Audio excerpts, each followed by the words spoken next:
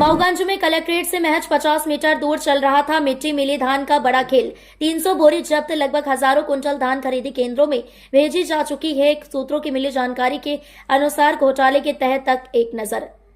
मध्य प्रदेश के मऊगंज जिले में प्रशासन और कानून व्यवस्था पर बड़ा सवाल खड़ा हो गया है। कलेक्ट्रेट कार्यालय से मात्र 50 मीटर की दूरी पर कौशल गुप्ता के घर से तहसीलदार ने छापा मारकर 300 बोरी खाकरा और मिट्टी मिली हुई धान जब्त की है। यह घोटाला वर्षों से चल रहा था, लेकिन प्रशासन को इसकी भनक तक नहीं लगी।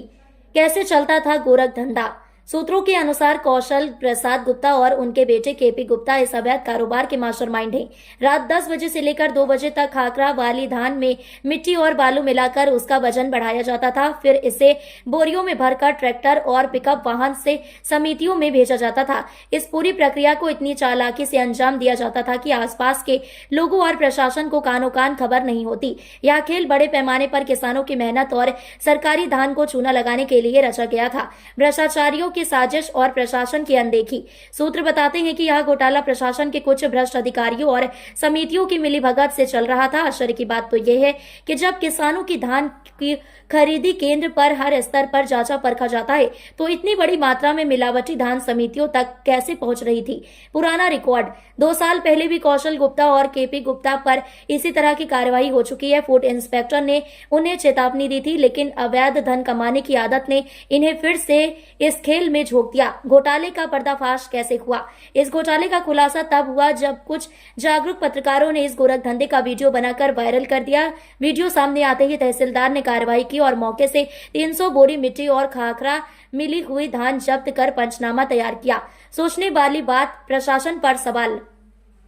यह घटना प्रशासन की कार्यप्रणाली और भ्रष्टाचार को उजागर करती है। किसान जो अपनी मेहनत की फसल को बेचने के लिए कई चरणों की जांच से गुजरता है, वहीं कौशल गुप्ता जैसे व्यापारी मिलावटी धान को बिना किसी रोक टोक के बेच देते हैं। यह कानून और व्यवस्था पर बड़ा सवाल खड़ा करता है। क्या होगा अगला कदम? तहसीलदार ने मौके पर कार्रवाई कर दी है, लेकिन असली सवाल यह है कि क्या इस बार दोषियों को सख्त सजा मिलेगी? क्या प्रशासन इस घोटाले में लिप्त सभी अधिकारियों और कर्मचारियों पर कार्रवाई करेगा? कानून व्यवस्था पर एक तमाचा। मऊगंज की यह घटना देश में व्याप्त भ्रष्टाचार और प्रशासनिक लापरवाही का प्रतीक बन चुकी है। ऐसे में यह देखना जरूरी है कि जय जवान जय किसान का सपना कब साकार होगा। क्या अब भी जागेगा प्रशासन? सर, आज आपके द्वारा एक व्यापारी के घर में कार्रवाई की गई है, क्या था पूरा मामला? मामला ये था कि ये जानकारी मिली थी कि धान के खाकरा में कुछ मिलाकर कुछ बिक्री करने का फिराक में है। तो शिकायत मिलने पर हम गए, अपने टीम के साथ जांच किए। जांच में पाई कि कृष्णपाल गुप्ता अपने घर के पीछे बहुत सारी बोरियों में खखरा भर रहे थे। उसमें हल्का मिट्टी भी मिले हुए हैं। उसकी लगभग 35 से 40 किलो की वजन वाली रही और उसका जांच करके उसको उन्हीं को सुपुर्द किया गया है। बाकी आगे कार्रवाई के लिए वरिष्ठ अधिकारी को लेख किया जा रहा है।